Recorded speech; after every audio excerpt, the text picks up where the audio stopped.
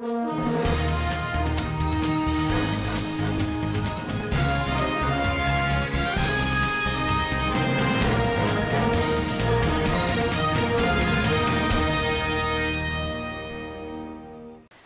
to Standard Voice News Channel. I am Samira Ibrahim.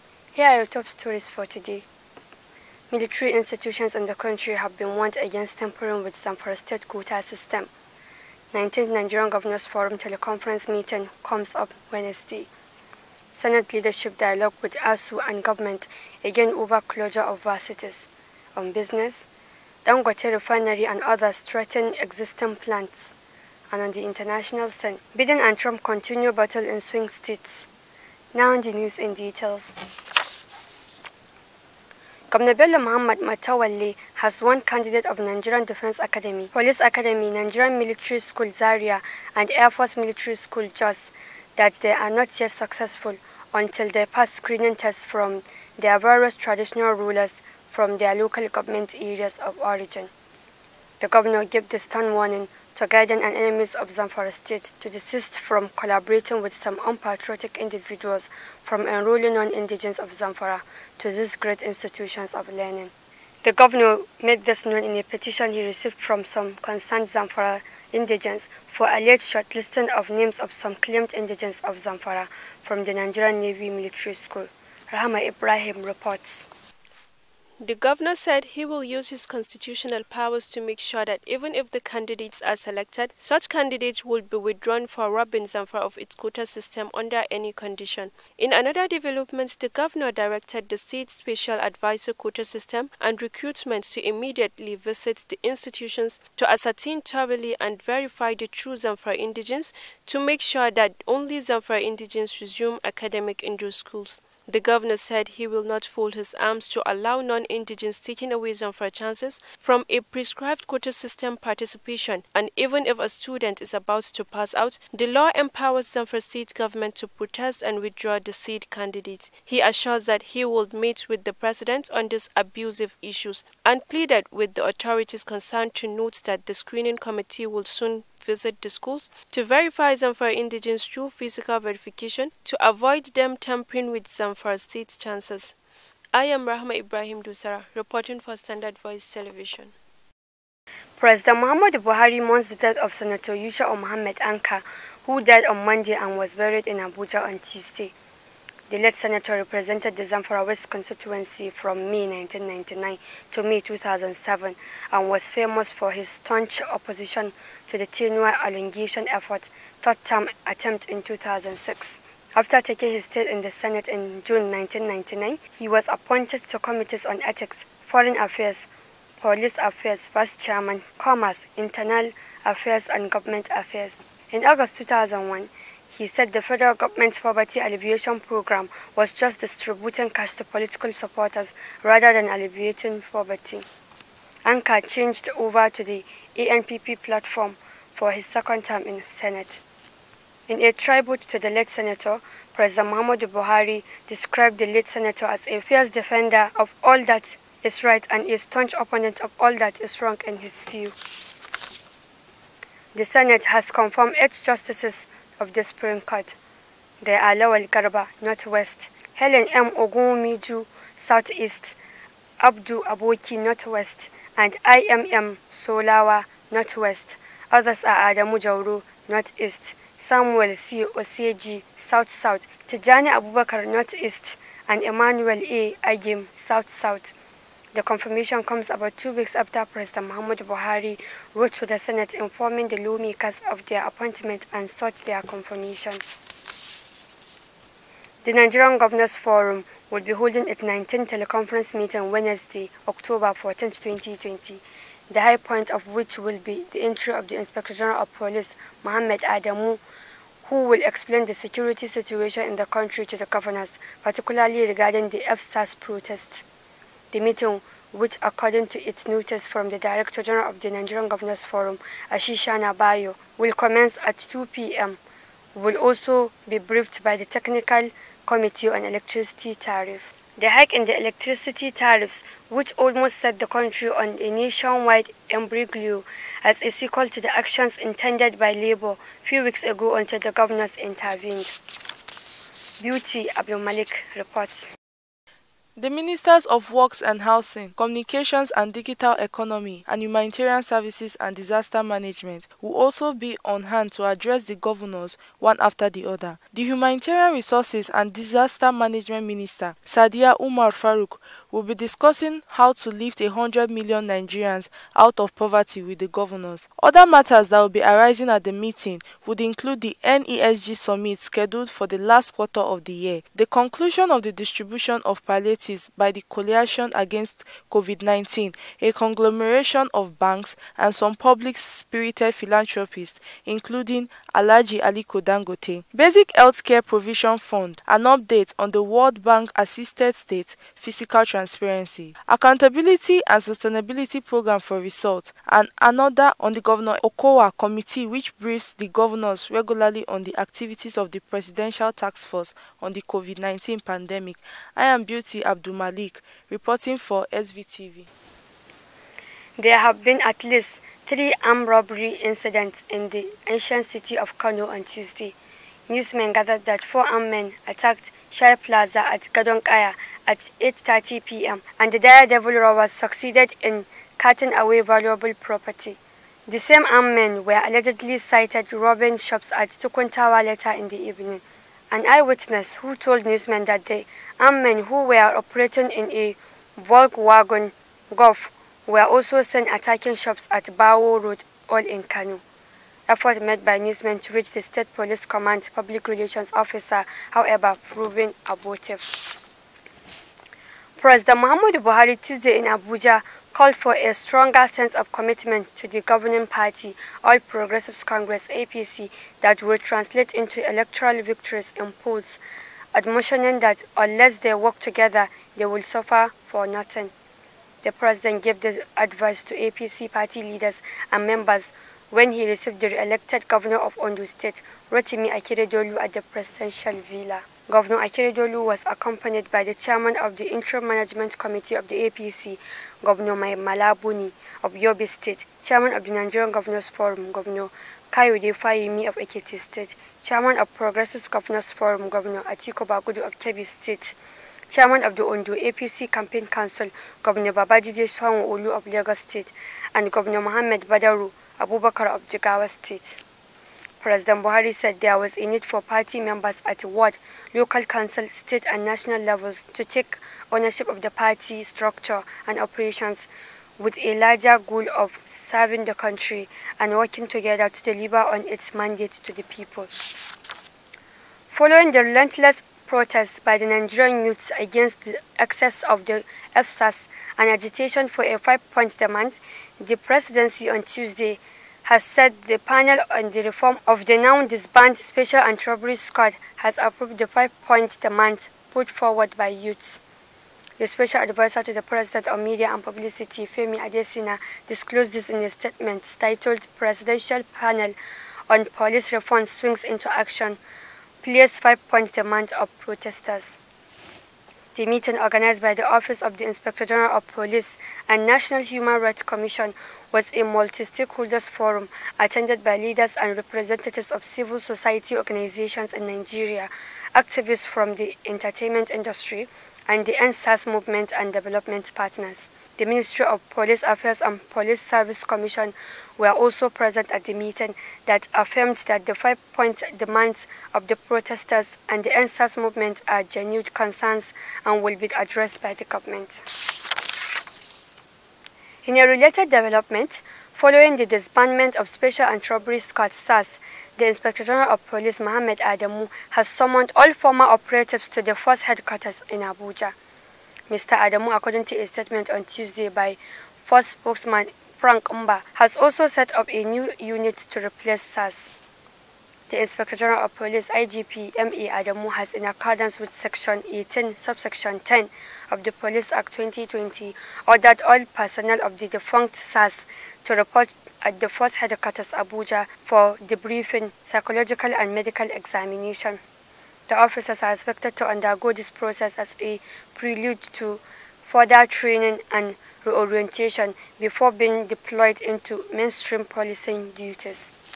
The medical examination will be carried out by the newly set up Police Counseling and Support Unit, a unit which henceforth shall engage in psychological management, reorientation and training of officers of the force deployed for tactical operations and other duties. The leadership of the Senate on Tuesday held dialogue with the ministers directly involved in the negotiation with Academic Staff Union of Universities (ASU) over the unresolved agreement with the government.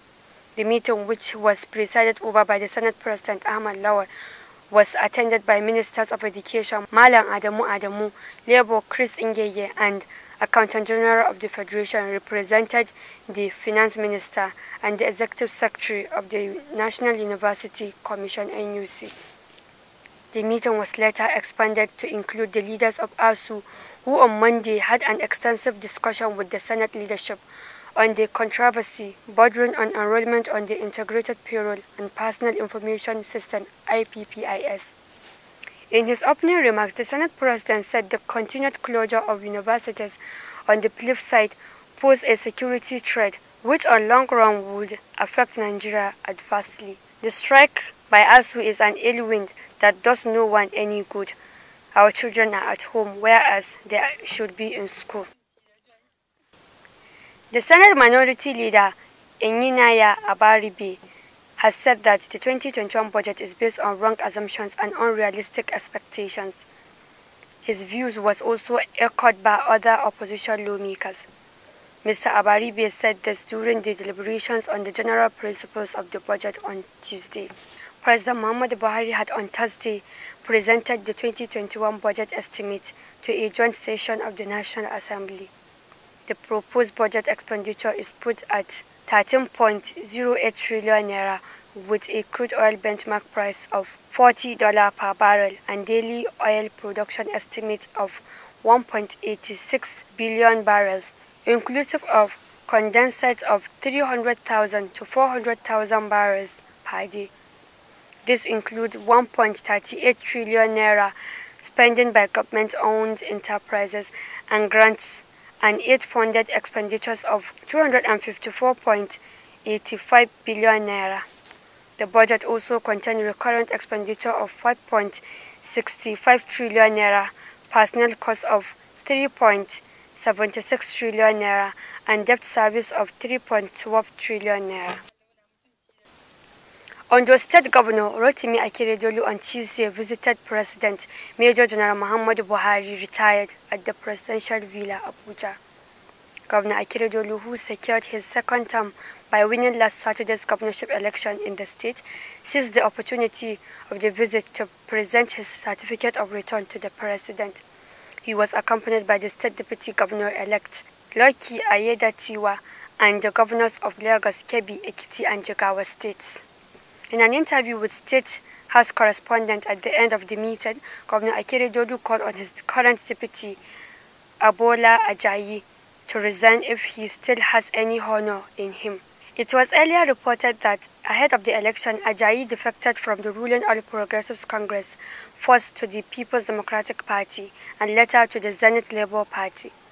He contested the election against Akeredolu on the platform of ZLP and came the third after Ayita Yojegede of the PDP. The governor said even if Ajayi refused to resign, his days are numbered since a new deputy will soon be inaugurated. President Muhammadu Buhari has congratulated businessman and philanthropist Chief Emeka Offor on receiving the Sun newspaper humanitarian award, describing his nomination as well-deserved. In reaction to the letter notifying him of the award, President Muhammadu Buhari said he is elated to learn that Chief Offor have been nominated for this humanitarian award by the Sun newspaper and said without any fear of contradiction that they couldn't have made a better choice. According to the President, Chief Offor has dedicated himself for years to humanitarian causes, including the eradication of polio and river blindness, and urged other rich men to emulate his noble deeds. President Buhari said that using his wealth to touch the life of others in society is one of the greatest demonstrations of selflessness and compassion. He added that Svtv will have his name etched in gold by posterity and history because of his philanthropic activities in the country. The Minister of Women Affairs, Pauline Tallinn, on Tuesday said that out of the 36 states in the country, 11 states had yet to domesticate the Child Rights Act, which was passed into law in 2003. She made this known during a public hearing in Abuja organized by the Senate Committee on Women Affairs on two bills, which are Older Persons' Rights and Privileges Bill 2020 and the Child Rights Act 2003 Amendment Bill 2020. According to Mrs. Tallinn, since her assumption into office, she has been working round the clock, reaching out to governors and members of the House of Assembly in the various states to ensure that the act is domesticated in the states. But the good news is that they are making some progress. Out of the 36 states, 25 of them have domesticated the act. On business,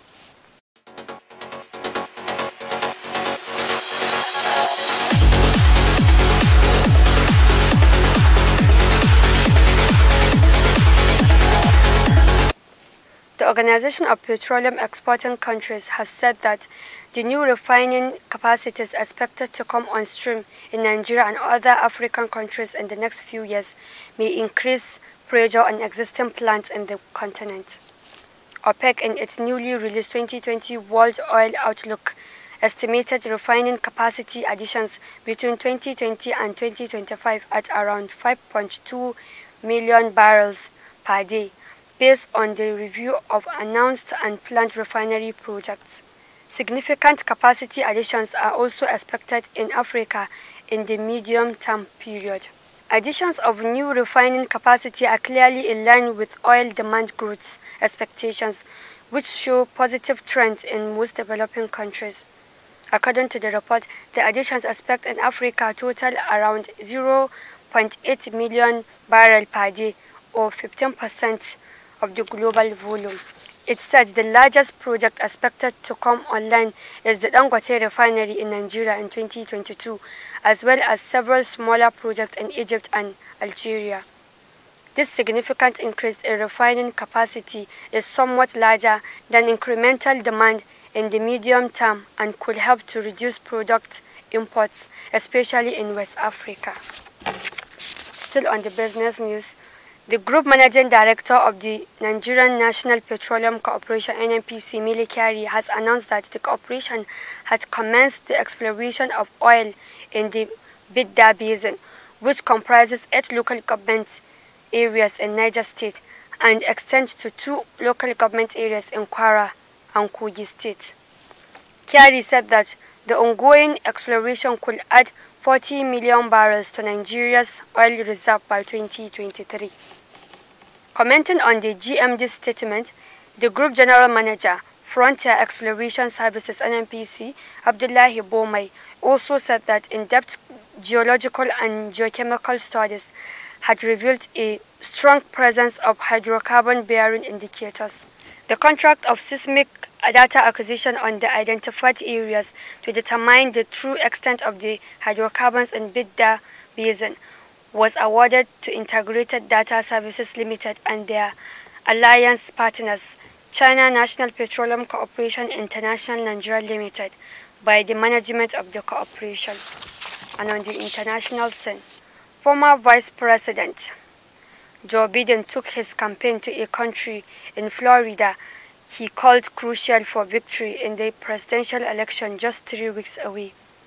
Biden said Tuesday afternoon at a senior citizen center in Pembroke Pines, Broward County, the second most populous in the state, is where this election will be determined. In 2016, Democratic Party nominee Hillary Clinton defeated Donald Trump by a 2-to-1 margin in the country, but the Republican candidate edged her out in the state total to capture all the Florida's 29 electoral votes, helping him to become the president. Say I'm immune, I feel so powerful. I'll walk into that audience. I'll walk in there, I'll kiss everyone in that audience. The science is unclear on immunity to COVID-19. But in quite a different type of gathering in Ohio, Democratic presidential candidate Joe Biden criticized Trump's handling of his illness. Just reckless personal conduct since his diagnosis as well has been unconscionable. On Monday, Trump held a large rally at an airport in Florida's Seminole County, which he won 4 years ago by less than 4,000 votes. It was his first political event since his hospitalization for COVID-19. The president took his re-election campaign on Tuesday evening to what political analysts consider the other key battle state, Pennsylvania, where Biden was born. That has been the news from Standard Voice Television. To end the news, a quick look at the major headlines. Military institutions in the country have been warned against tampering with Zamfara state quota system. 19th Nigerian Governors Forum teleconference meeting comes up Wednesday. Senate leadership dialogue with ASU and government again over closure of varsities. On business, Dangote refinery and others threaten existing plants. And on the international scene, Biden and Trump continue battle in swing states. That's the news. On behalf of the production crew, Head of News and Current Affairs Department, Ibrahim Garbatino, I am Samira Ibrahim, wishing you a pleasant day. Keep watching Standard Voice Television News. Goodbye.